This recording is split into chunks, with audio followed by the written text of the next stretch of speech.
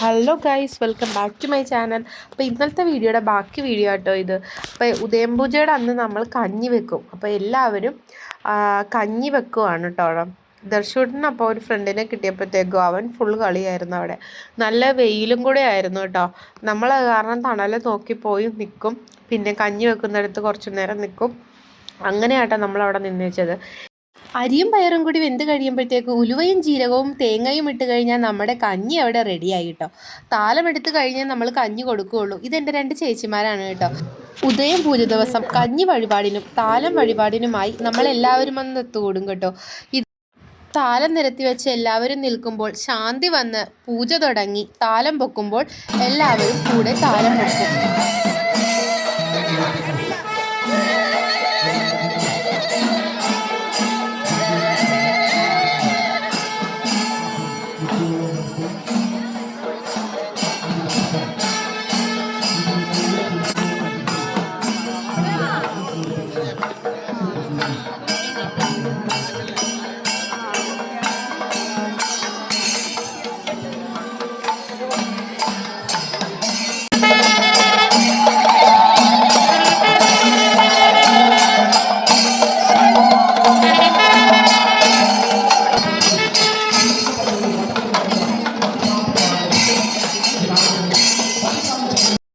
എന്താണ് ആകാശത്തേക്ക് ക്യാമറ തിരിച്ചതെന്നല്ലേ? സൂക്ഷിച്ചു നോക്കിയ 2 പരുന്തുകൾ അവിടെ പറക്കുന്നത് കാണാം.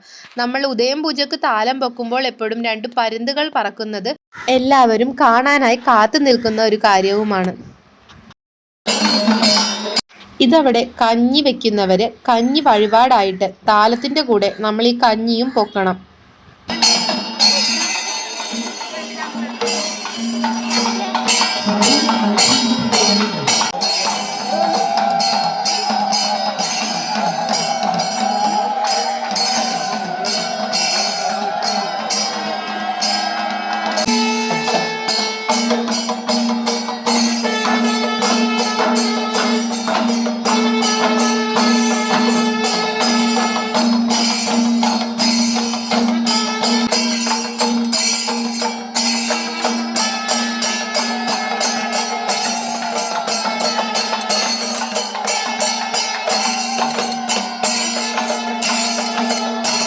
താലം പൊക്കി കഴിയുമ്പോഴത്തേക്കും അവിടെ കഞ്ഞി കൊടുക്കാൻ തുടങ്ങി. അപ്പോൾ നമ്മളെല്ലാവർക്കും കഞ്ഞി കൊടുക്കുക കേട്ടോ.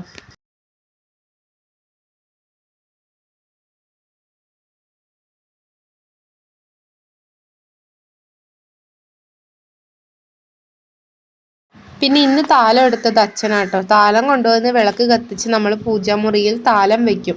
പിന്നെ ചിറ്റയും എടുത്തായിരുന്നു. അങ്ങനെ 2 താലം ഇന്ന് നമ്മൾ വീട്ടിൽ നിന്ന് എടുത്തു.